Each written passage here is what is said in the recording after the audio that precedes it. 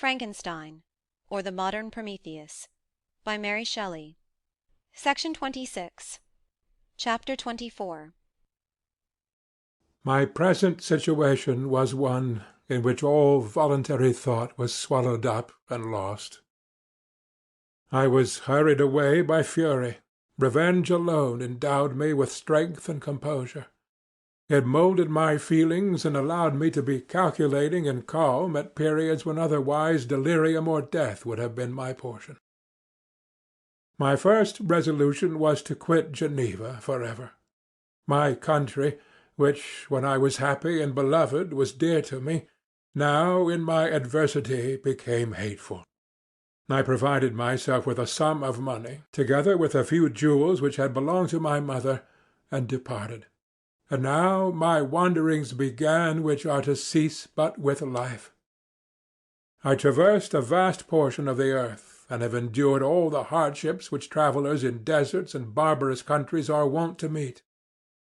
How I have lived I hardly know. Many times have I stretched my failing limbs upon the sandy plain and prayed for death, but revenge kept me alive. I dare not die and leave my adversary in being.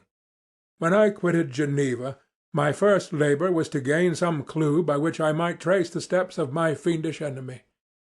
But my plan was unsettled, and I wandered many hours around the confines of the town, uncertain what path I should pursue. As night approached, I found myself at the entrance of the cemetery where William, Elizabeth, and my father reposed. I entered it, and approached the tomb which marked their graves. Everything was silent except the leaves of the trees, which were gently agitated by the wind. The night was nearly dark, and the scene would have been solemn and affecting even to an uninterested observer. The spirits of the departed seemed to flit around and to cast a shadow, which was felt but not seen, around the head of the mourner. The deep grief which this scene had at first excited quickly gave way to rage and despair. They were dead, and I lived. Their murderer also lived, and to destroy him I must drag out my weary existence.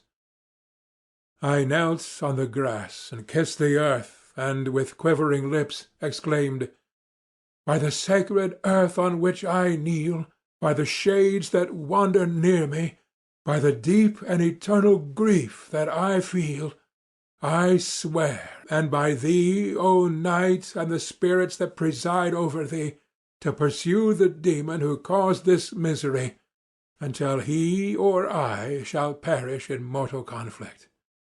For this purpose I will preserve my life. To execute this dear revenge will I again behold the sun, and tread the green herbage of earth, which otherwise would vanish from my eyes forever. And I call on you, spirits of the dead, and on you, wandering ministers of vengeance, to aid and conduct me in my work. Let the cursed and hellish monster drink deep of agony. Let him feel the despair that now torments me." I had begun my adjuration with solemnity and an awe which almost assured me that the shades of my murdered friends heard and approved my devotion. But the furies possessed me as I concluded, and rage choked my utterance. I was answered through the stillness of night by a loud and fiendish laugh. It rang on my ears long and heavily. The mountains re-echoed it, and I felt as if all hell surrounded me with mockery and laughter. Surely in that moment I should have been possessed by frenzy and have destroyed my miserable existence, but that my vow was heard and that I was reserved for vengeance. The laughter died away, when a well-known and abhorred voice, apparently close to my ear, addressed me in an audible whisper. "I am satisfied, miserable wretch. You have determined to live, and I am satisfied." I darted towards the spot from which the sound proceeded, but the devil eluded my grasp. Suddenly the broad disk of the moon arose and shone full upon his ghastly and distorted shape, as he fled with more than mortal speed. I pursued him, and for many months this has been my task. Guided by a slight clue, I followed the windings of the Rhone, but vainly. The blue Mediterranean appeared, and by a strange chance I saw the fiend enter by night and hide himself in a vessel bound for the Black Sea. I took my passage in the same ship, but he escaped, I know not how. Amidst the wiles of Tartary and Russia, although he still evaded me, I have ever followed in his track. Sometimes the peasants, scared by this horrid apparition, informed me of his path. Sometimes he himself, who feared that if I lost all trace of him I should despair and die, left some mark to guide me. The snows descended on my head, and I saw the print of his huge step on the white plain. To you first entering on life, to whom care is new and agony unknown, how can you understand what I have felt and still feel? Cold, want, and fatigue were the last pains which I was destined to endure. I was cursed by some devil, and carried about with me my eternal hell. Yet still a spirit of good followed and directed my steps, and when I most murmured, would suddenly extricate me from seemingly insurmountable difficulties. Sometimes, when nature, overcome by hunger, sank under the exhaustion, a repast was prepared for me in the desert that restored and inspirited me. The fare was indeed coarse, such as the peasants of the country ate, but I will not doubt that it was set there by the spirits that I had invoked to aid me. Often, when all was dry, the heavens cloudless, and I was parched by thirst, a slight cloud would bedim the sky, shed the few drops that revived me, and vanish. I followed, when I could, the courses of the rivers, but the demon generally avoided these, as it was here that the population of the country chiefly collected. In other places human beings were seldom seen, and I generally subsisted on the wild animals that crossed my path. I had money with me, and gained the friendship of the villagers by distributing it. Or I brought with me some food that I had killed, which, after taking a small part, I always presented to those who had provided me with fire and utensils for cooking. My life, as it passed thus, was indeed hateful to me, and it was during sleep alone that I could taste joy. Oh, blessed sleep! Often, when most miserable, I sank to repose, and my dreams lulled me even to rapture. The spirits that guarded me had provided these moments, or rather hours, of happiness, that I might retain strength to fulfill my pilgrimage. Deprived of this respite, I should have sunk under my hardships. During the day I was sustained and inspirited by the hope of night, for in sleep I saw my friends, my wife, and my beloved country. Again I saw the benevolent countenance of my father, heard the silver tones of my Elizabeth's voice, and beheld Clerval enjoying health and youth.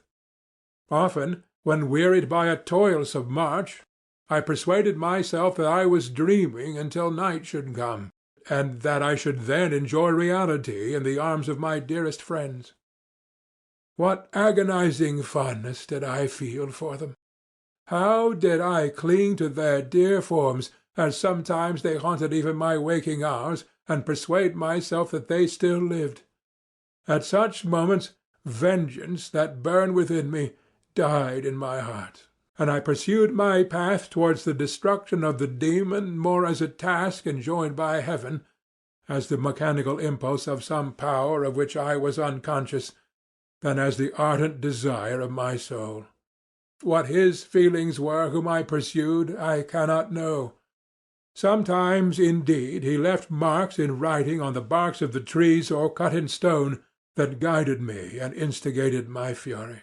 My reign is not yet over. These words were legible in one of these inscriptions. You live, and my power is complete. Follow me. I seek the everlasting ices of the north, where you will feel the misery of cold and frost, to which I am impassive. You will find near this place, if you follow not too tardily, a dead hare. Eat and be refreshed. Come on, my enemy. We have yet to wrestle for our lives, but many hard and miserable hours must you endure, until that period shall arrive. Scoffing devil! Again do I vow vengeance, again do I devote thee, miserable fiend, to torture and death. Never will I give up my search until he or I perish, and then with what ecstasy shall I join my Elizabeth and my departed friends, who even now prepare for me the reward of my tedious toil and horrible pilgrimage. As I still pursued my journey to the northward, the snows thickened, and the cold increased in a degree almost too severe to support. The peasants were shut up in their hovels, and only a few of the most hardy ventured forth to seize the animals whom starvation had forced from their hiding-places to seek for prey. The rivers were covered with ice, and no fish could be procured.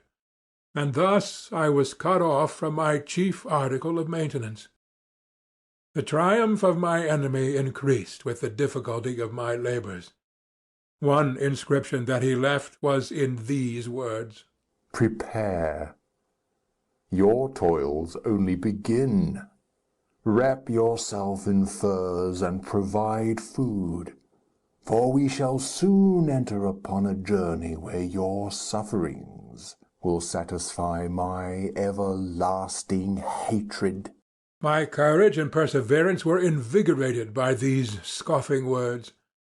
I resolved not to fail in my purpose, and calling on heaven to support me, I continued with unabated fervour to traverse immense deserts until the ocean appeared at a distance and formed the utmost boundary of the horizon. Oh, how unlike it was to the blue seasons of the south! Covered with ice, it was only to be distinguished from land by its superior wildness and ruggedness.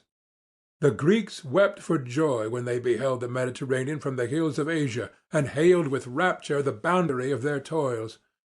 I did not weep, but I knelt down, and with a full heart thanked my guiding spirit for conducting me in safety to the place where I hoped, notwithstanding my adversary's gibe, to meet and grapple with him. Some weeks before this period I had procured a sledge and dogs, and thus traversed the snows with inconceivable speed. I know not whether the fiend possessed the same advantages, but I found that, as before I had daily lost ground in the pursuit, I now gained on him, so much so that when I first saw the ocean he was but 1 day's journey in advance, and I hoped to intercept him before he should reach the beach.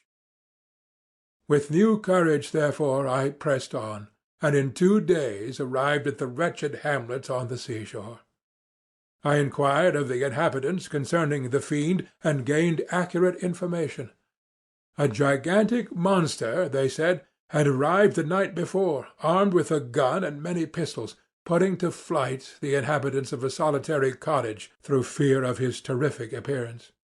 He had carried off their store of winter food, and placing it in a sledge, to draw which he had seized on a numerous drove of trained dogs, he had harnessed them, and the same night, to the joy of the horror-struck villagers, had pursued his journey across the sea in a direction that led to no land. And they conjectured that he must speedily be destroyed by the breaking of ice, or frozen by the eternal frosts. On hearing this information, I suffered a temporary access of despair. He had escaped me, and I must commence a destructive and almost endless journey across the mountainous ices of the ocean, amidst cold that few of the inhabitants could long endure, and which I, the native of a genial and sunny climate, could not hope to survive. Yet at the idea that the fiend should live and be triumphant, my rage and vengeance returned, and like a mighty tide overwhelmed every other feeling. After a slight repose, during which the spirits of the dead hovered round and instigated me to toil and revenge, I prepared for my journey. I exchanged my land sledge for one fashioned for the inequalities of the frozen ocean, and, purchasing a plentiful stock of provisions, I departed from land. I cannot guess how many days have passed since then, but I have endured misery which nothing but the eternal sentiment of a just retribution burning within my heart could have enabled me to support.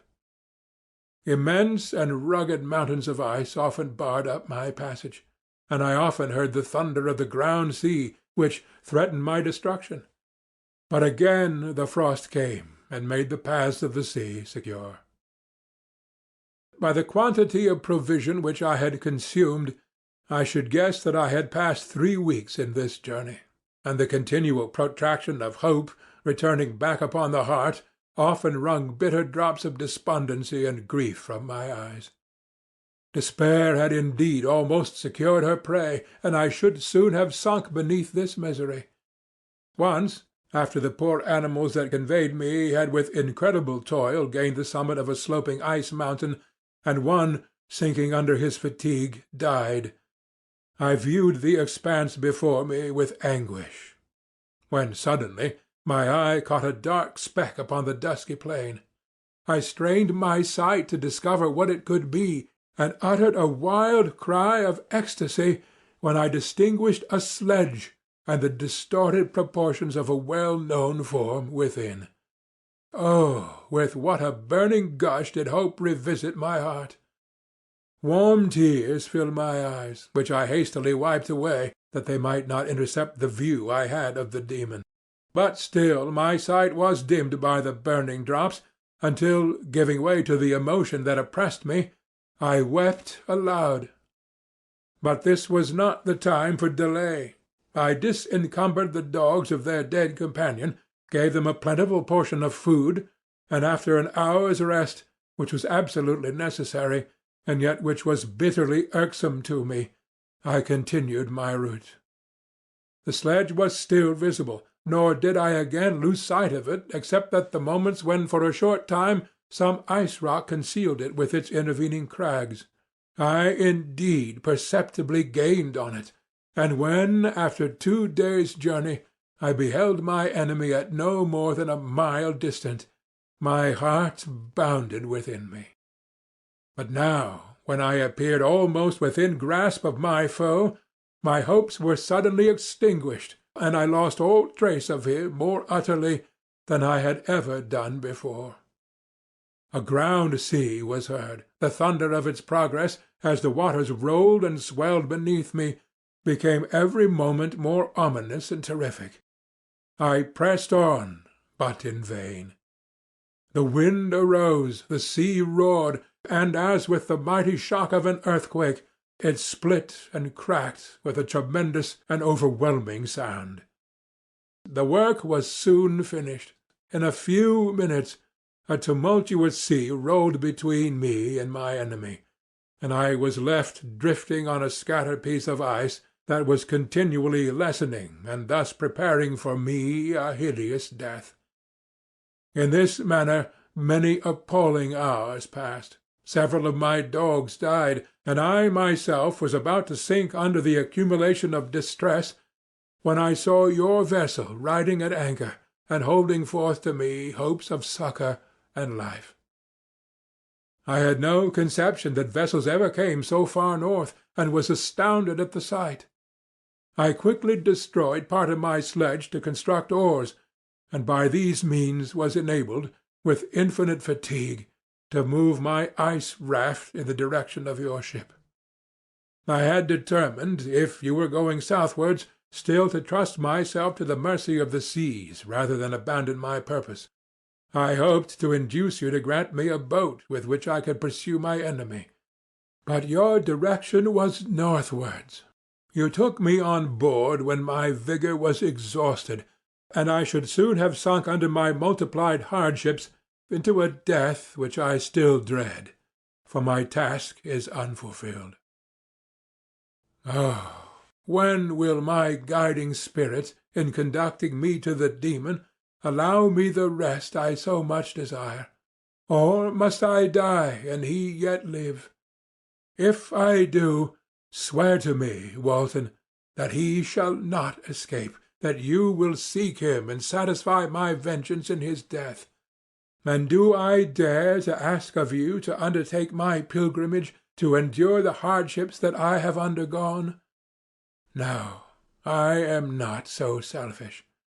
Yet when I am dead, if he should appear, if the ministers of vengeance should conduct him to you, swear that he shall not live, swear that he shall not triumph over my accumulated woes, and survive to add to the list of his dark crimes. He is eloquent and persuasive, and once his words had even power over my heart. But trust him not. His soul is as hellish as his form, full of treachery and fiend-like malice. Hear him not. Call on the names of William, Justine, Clerval, Elizabeth, my father, and of the wretched Victor, and thrust your sword into his heart.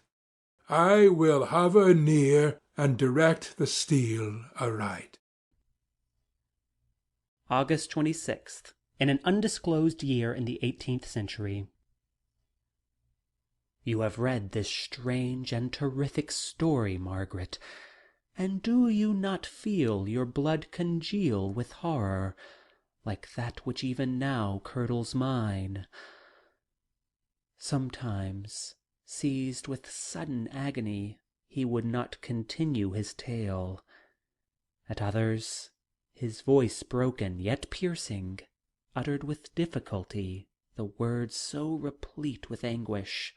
His fine and lovely eyes were now lighted up with indignation, now subdued to downcast sorrow and quenched in infinite wretchedness. Sometimes he commanded his countenance and tones, and related the most horrible incidents with a tranquil voice, suppressing every mark of agitation. Then, like a volcano bursting forth, his face would suddenly change to an expression of the wildest rage, as he shrieked out imprecations on his persecutor. His tale is connected and told with an appearance of the simplest truth, yet I own to you that the letters of Felix and Safie, which he showed me, and the apparition of the monster seen from our ship, brought to me greater conviction of the truth of his narrative than his asseverations, however earnest and connected.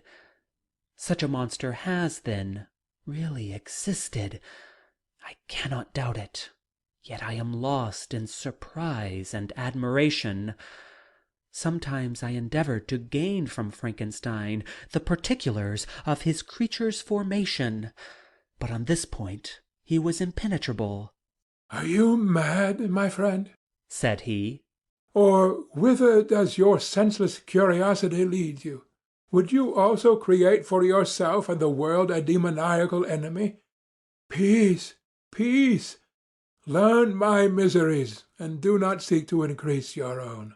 Frankenstein discovered that I made notes concerning his history. He asked to see them, and then himself corrected and augmented them in many places, but principally in giving the life and spirit to the conversations he held with his enemy. "Since you have preserved my narration," said he, "I would not that a mutilated one should go down to posterity." Thus has a week passed away, while I have listened to the strangest tale that ever imagination formed. My thoughts and every feeling of my soul have been drunk up by the interest for my guest which this tale and his ever elevated and gentle manners have created.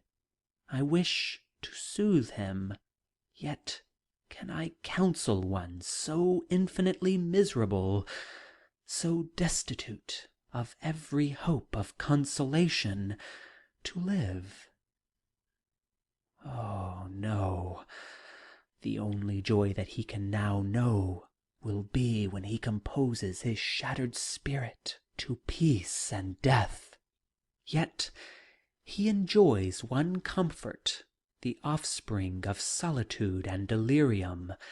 He believes that when in dreams he holds converse with his friends, and derives from that communication consolation for his miseries, or excitements to his vengeance.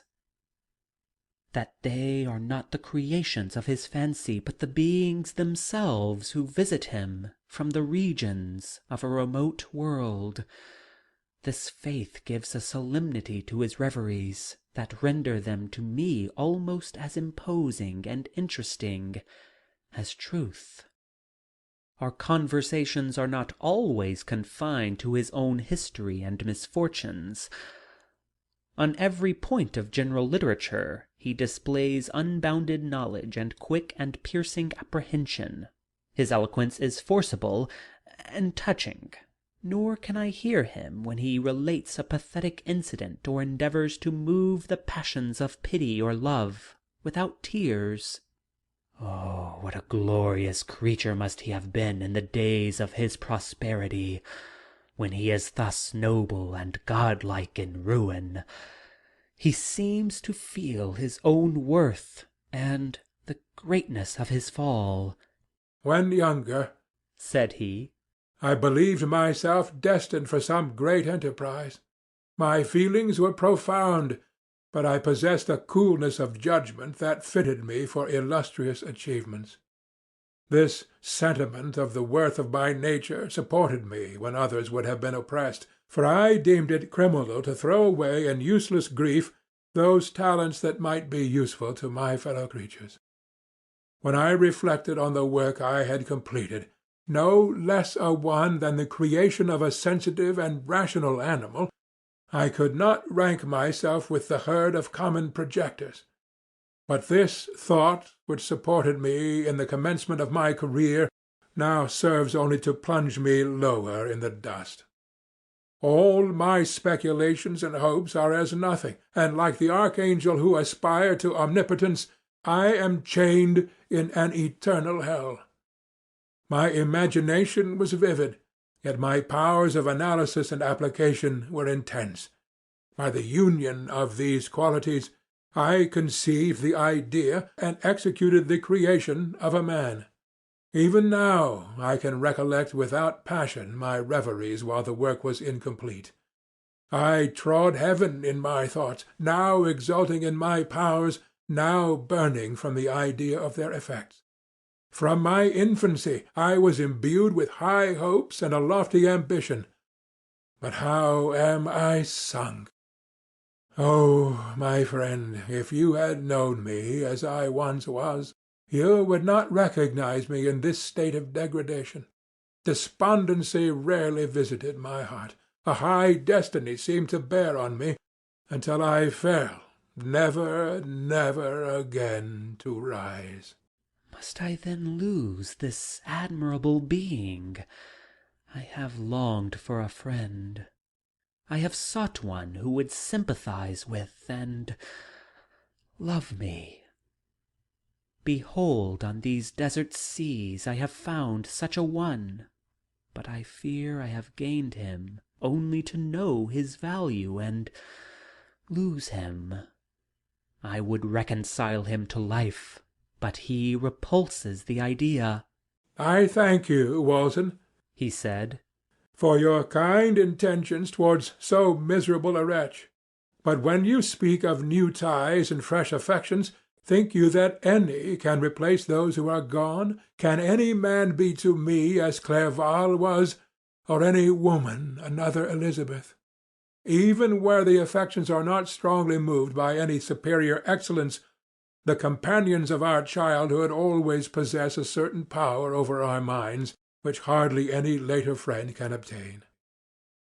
They know our infantine dispositions, which, however they may be afterwards modified, are never eradicated, and they can judge of our actions with more certain conclusions as to the integrity of our motives. A sister or a brother can never, unless indeed such symptoms have been shown early, suspect the other of fraud or false dealing, when another friend, however strongly he may be attached, may, in spite of himself, be contemplated with suspicion. But I enjoyed friends dear not only through habit and association, but from their own merits, and wherever I am, the soothing voice of my Elizabeth and the conversation of Clerval will be ever whispered in my ear. They are dead, and but one feeling in such a solitude can persuade me to preserve my life. If I were engaged in any high undertaking or design fraught with extensive utility to my fellow creatures, then could I live to fulfil it. But such is not my destiny. I must pursue and destroy the being to whom I gave existence. Then my lot on earth will be fulfilled, and I may die. September 2nd. My beloved sister, I write to you encompassed by peril and ignorant whether I am ever doomed to see again dear England and the dearer friends that inhabit it. I am surrounded by mountains of ice which admit of no escape, and threaten every moment to crush my vessel. The brave fellows whom I have persuaded to be my companions look towards me for aid, but I have none to bestow. There is something terribly appalling in our situation, yet my courage and hopes do not desert me. Yet it is terrible to reflect that the lives of all these men are endangered through me. If we are lost, my mad schemes are the cause. And what, Margaret, will be the state of your mind? You will not hear of my destruction, and you will anxiously await my return. Years will pass, and you will have visitings of despair and yet be tortured by hope.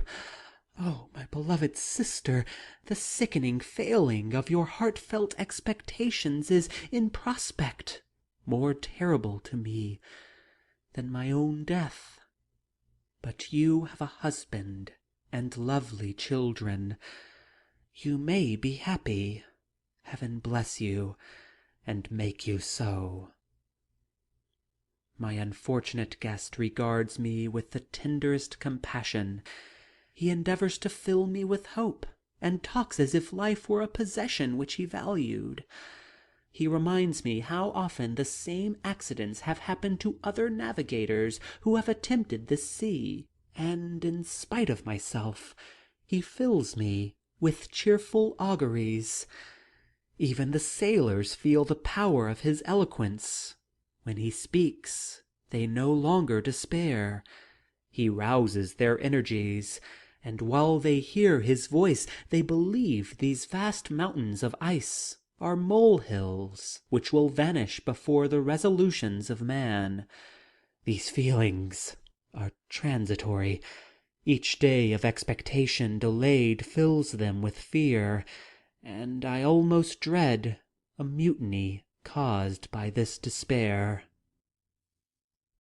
September 5th.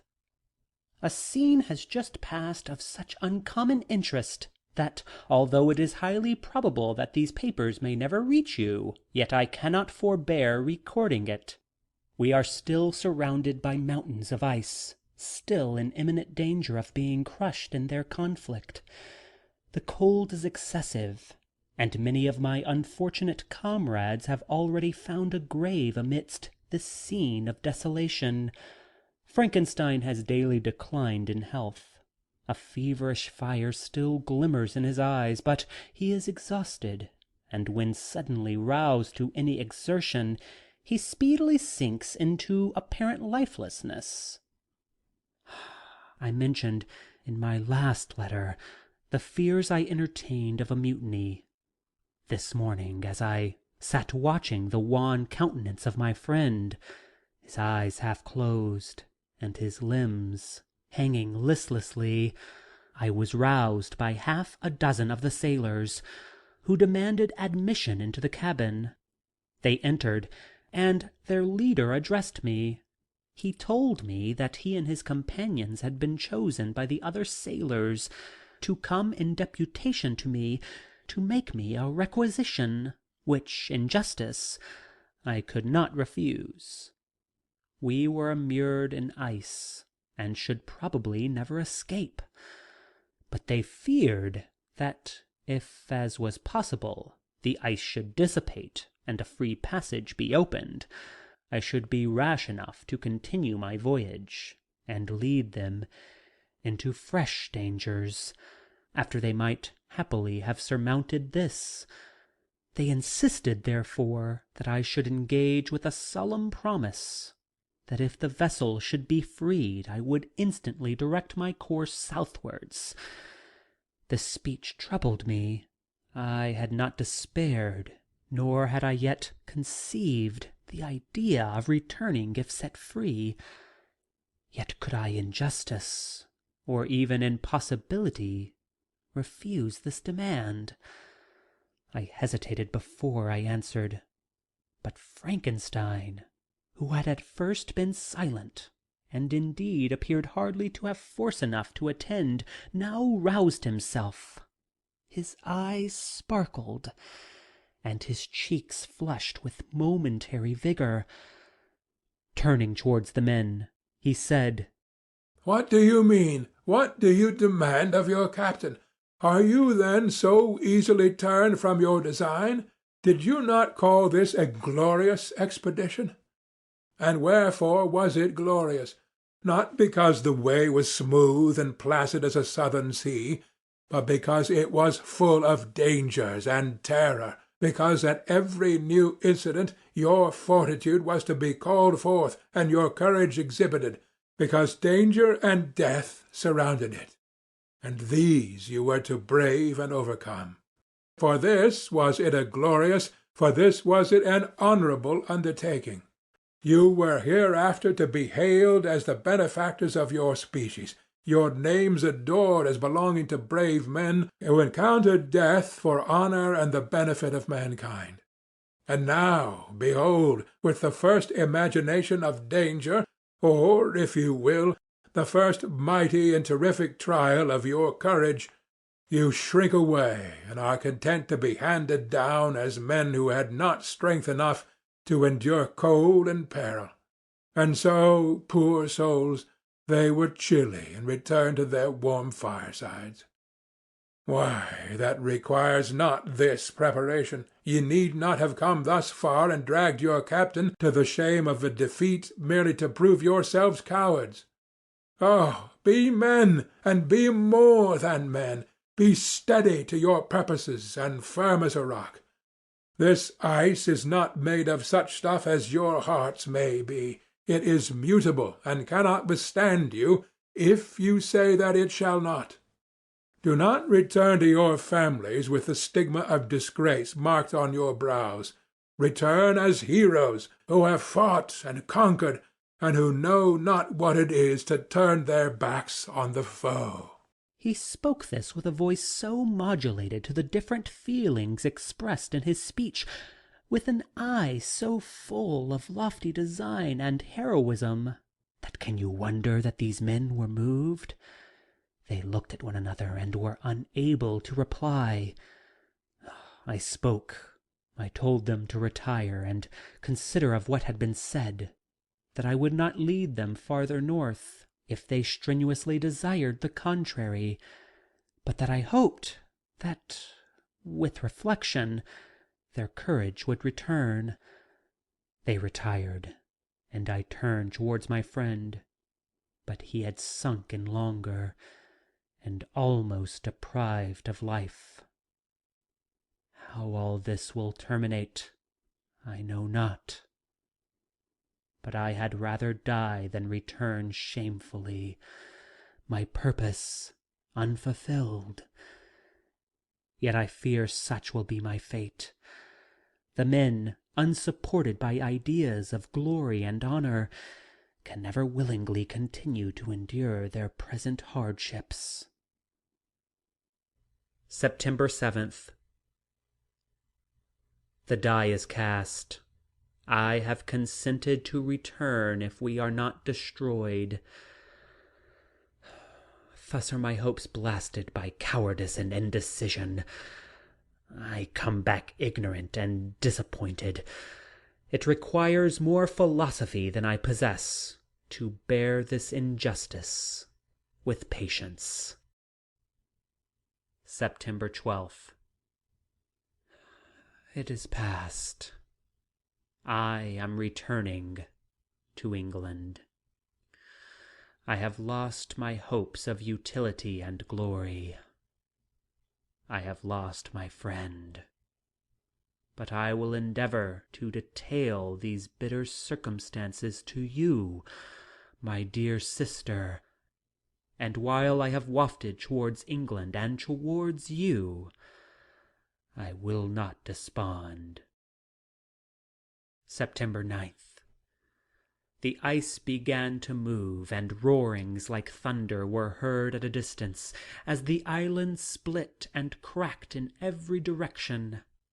We were in the most imminent peril, but as we could only remain passive, my chief attention was occupied by my most unfortunate guest, whose illness increased in such a degree that he was entirely confined to his bed.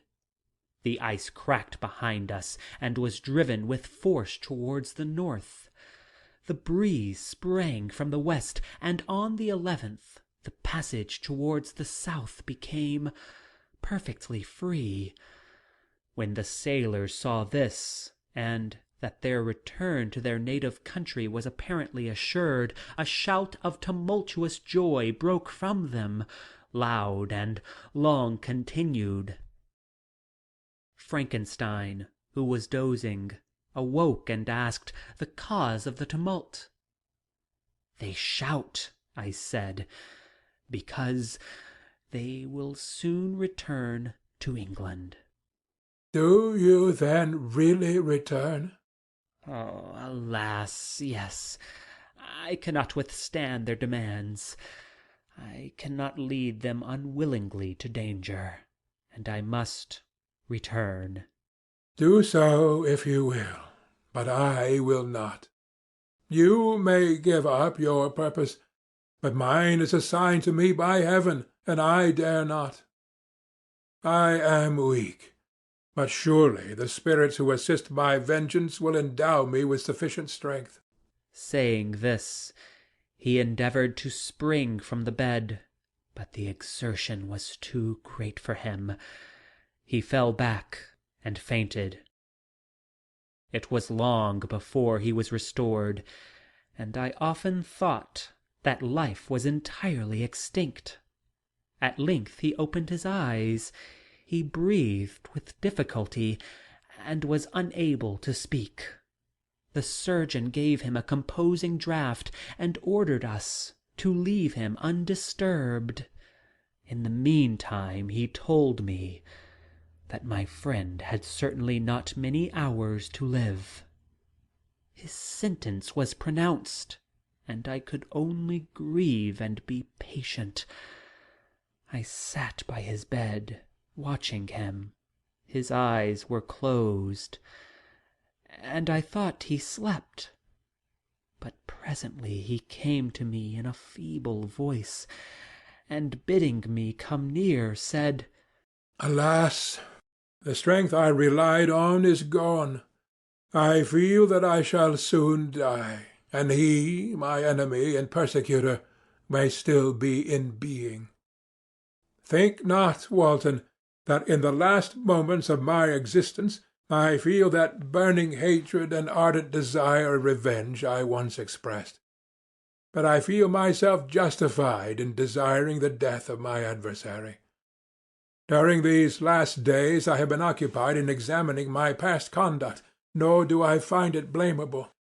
In a fit of enthusiastic madness I created a rational creature, and was bound towards him to assure, as far as was in my power, his happiness and well-being.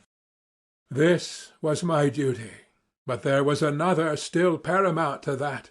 My duties towards the beings of my own species had greater claims to my attention because they included a greater proportion of happiness or misery. Urged by this view, I refused, and I did right in refusing, to create a companion for the first creature. He showed unparalleled malignity and selfishness in evil. He destroyed my friends. He devoted to destruction beings who possessed exquisite sensations, happiness, and wisdom. Nor do I know where this thirst of vengeance may end. Miserable himself, that he may render no other wretched, he ought to die. The task of his destruction was mine, but I have failed. When actuated by selfish and vicious motives, I asked you to undertake my unfinished work, and I renew this request now, when I am only induced by reason and virtue. Yet I cannot ask you to renounce your country and friends to fulfill this task, and now that you are returning to England, you will have little chance of meeting with him. But the consideration of these points, and the well-balancing of what you may esteem your duties, I leave to you. My judgment and ideas are already disturbed by near approach of death. I dare not ask you to do what I think right, for I may still be misled by passion. That he should live to be an instrument of mischief disturbs me. In other respects, this hour, when I momentarily expect my release, is the only happy one which I have enjoyed for several years. The forms of the beloved dead flit before me, and I hasten to their arms.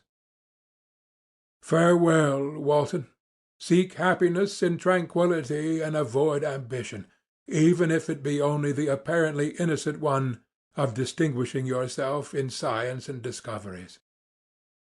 Yet why do I say this? I have myself been blasted in these hopes, yet another may succeed.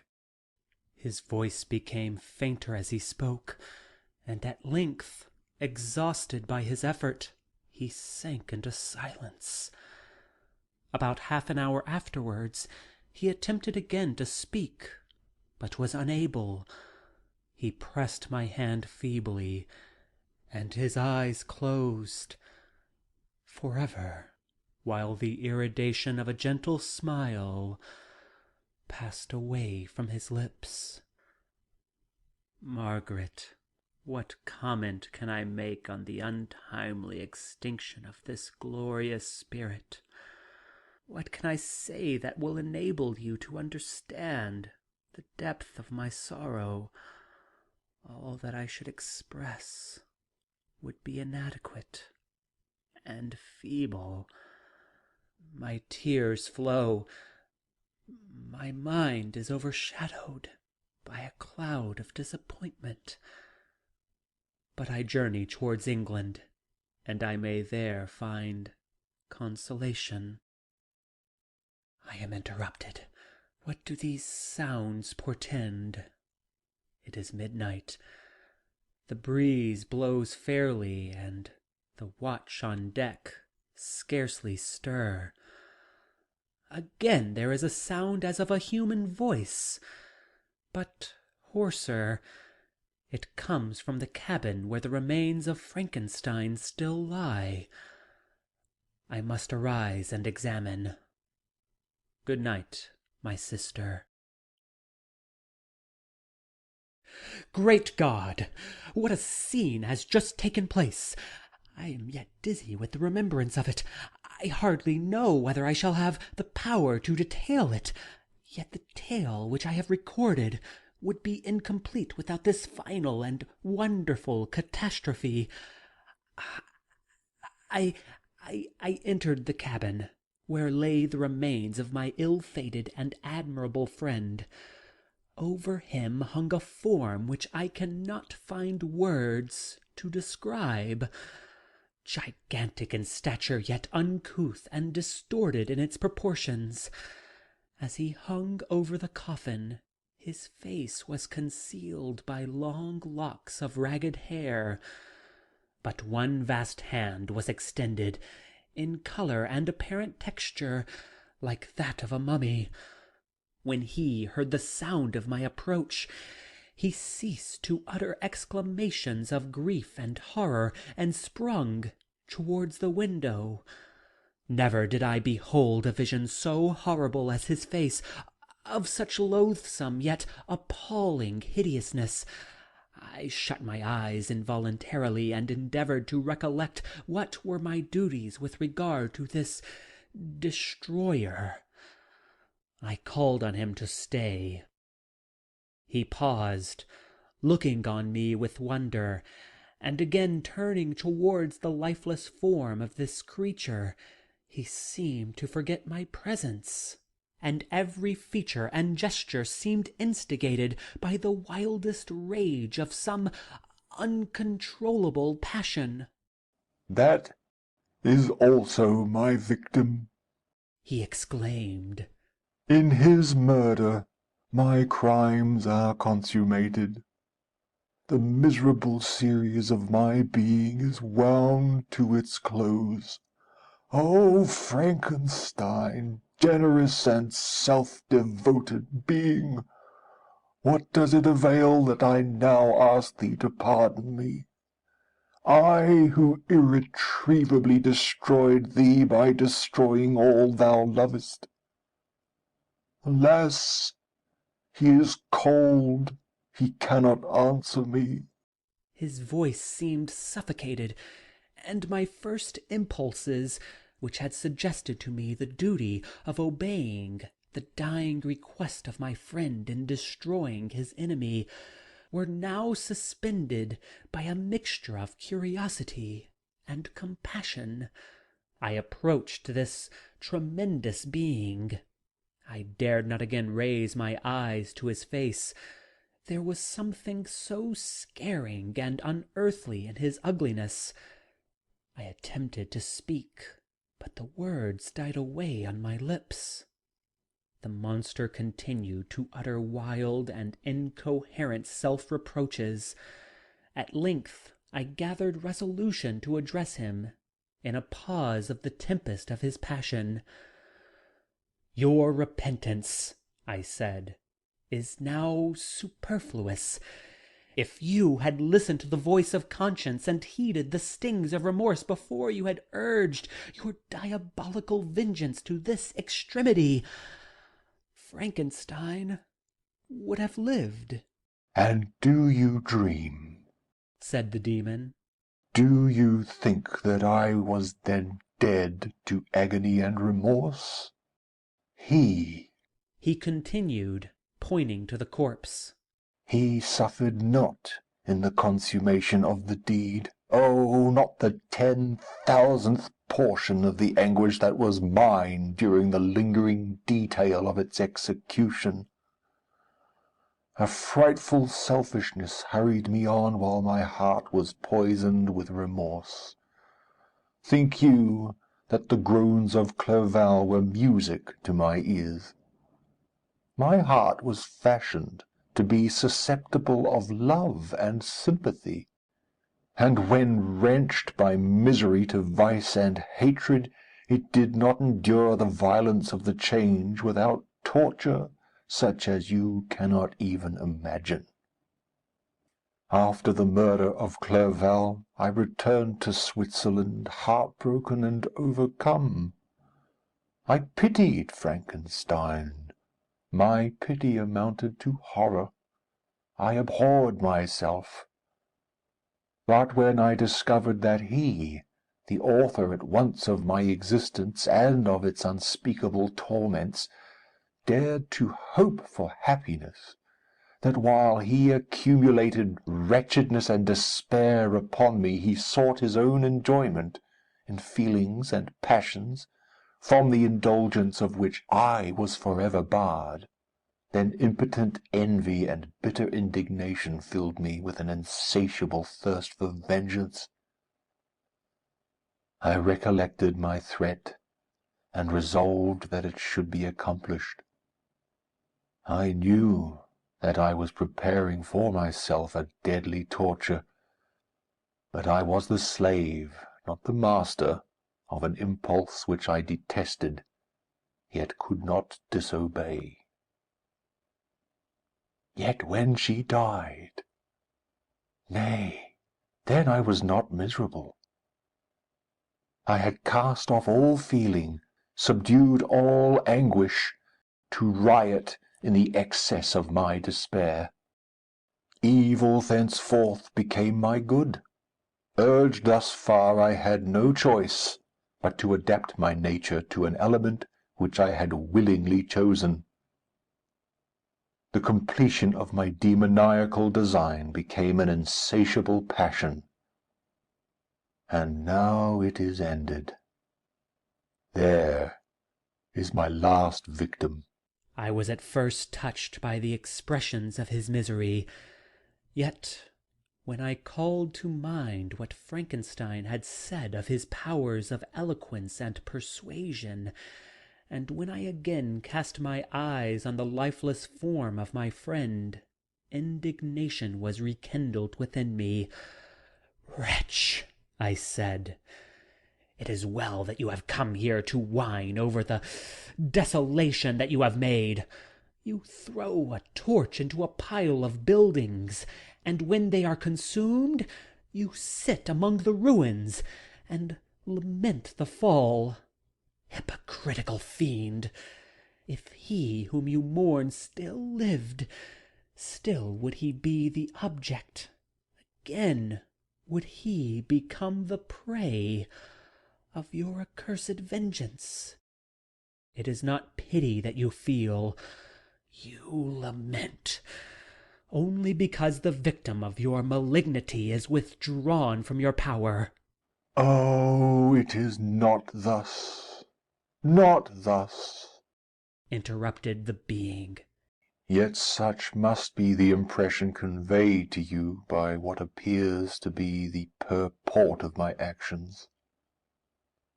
Yet I seek not a fellow feeling in my misery. No sympathy may I ever find.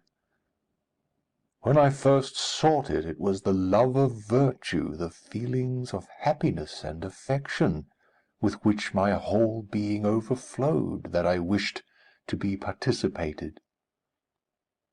But now that virtue has become to me a shadow, and that happiness and affection are turned into bitter and loathing despair, in what should I seek for sympathy? I am content to suffer alone while my sufferings shall endure. When I die, I am well satisfied that abhorrence and opprobrium should load my memory. Once my fancy was soothed with dreams of virtue, of fame, and of enjoyment.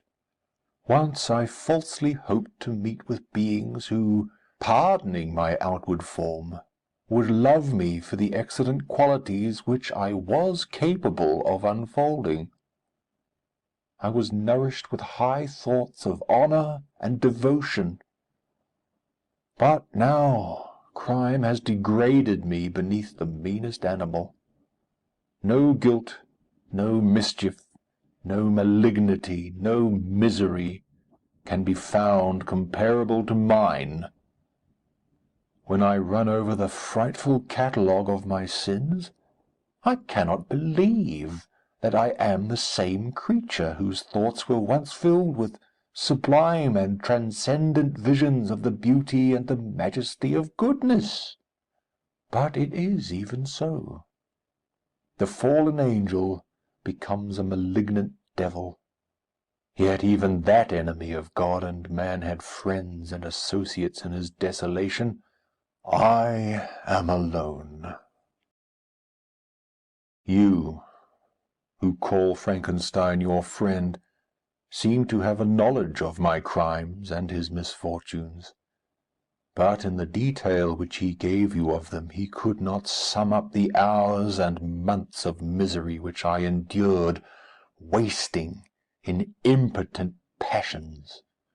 For while I destroyed his hopes, I did not satisfy my own desires. They were for ever ardent and clinging. Still I desired love and friendship, and I was still spurned. Was there no injustice in this? Am I to be thought the only criminal when all humankind sinned against me? Why do you not hate Felix, who drove his friend from his door with contumely? Why do you not execrate the rustic who sought to destroy the Saviour of his child? Nay, these are virtuous and immaculate beings. I, the miserable and the abandoned, am an abortion, to be spurned at, and kicked, and trampled on. Even now my blood boils at the recollection of this injustice. But it is true that I am a wretch. I have murdered the lovely and the helpless. I have strangled the innocent as they slept, and grasped to death his throat who never injured me or any other living thing. I have devoted my Creator, the select specimen of all that is worthy of love and admiration among men, to misery. I have pursued him even to that irremediable ruin. There he lies, white and cold in death. You hate me, but your abhorrence cannot equal that with which I regard myself. I look on the hands which executed the deed. I think on the heart in which the imagination of it was conceived, and long for the moment when these hands will meet my eyes, when that imagination will haunt my thoughts no more. Fear not that I shall be the instrument of future mischief. My work is nearly complete. Neither yours nor any man's death is needed to consummate the series of my being and accomplish that which must be done, but it requires my own. And do not think that I shall be slow to perform this sacrifice.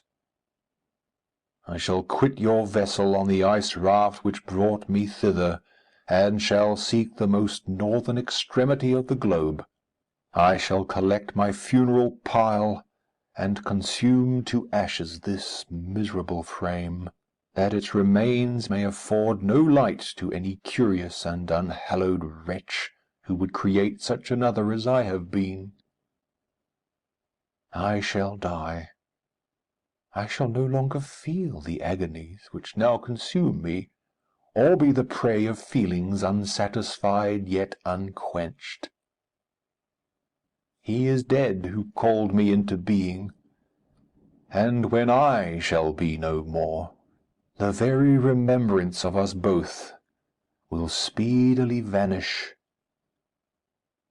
I shall no longer see the sun or stars, or feel the winds play on my cheeks. Light, feeling, and sense will pass away, and in this condition must I find my happiness.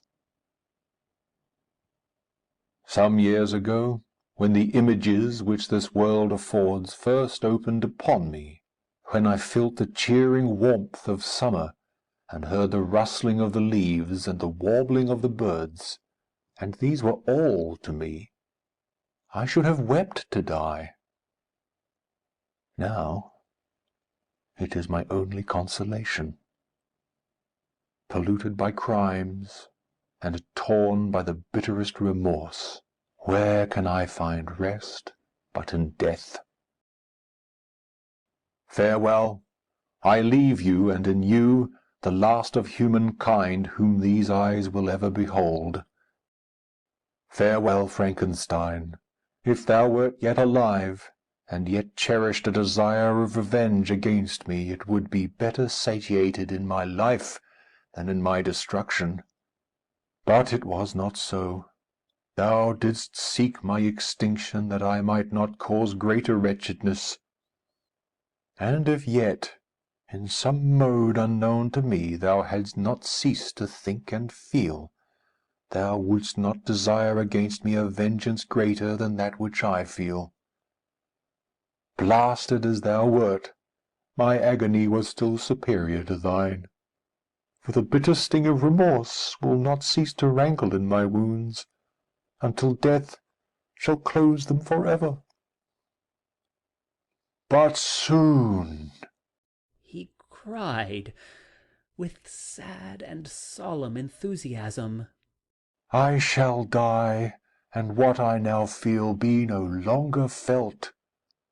Soon these burning miseries will be extinct. I shall ascend my funeral pile triumphantly, and exult in the agony of the torturing flames. The light of that conflagration will fade away. My ashes will be swept into the sea by the winds. My spirit will sleep in peace, or if it thinks, it will not surely think thus. Farewell. He sprang from the cabin window as he said this, upon the ice raft which lay close to the vessel. He was soon borne away by the waves, and lost in darkness and distance. End of section 26. End of Frankenstein, or the Modern Prometheus, by Mary Shelley.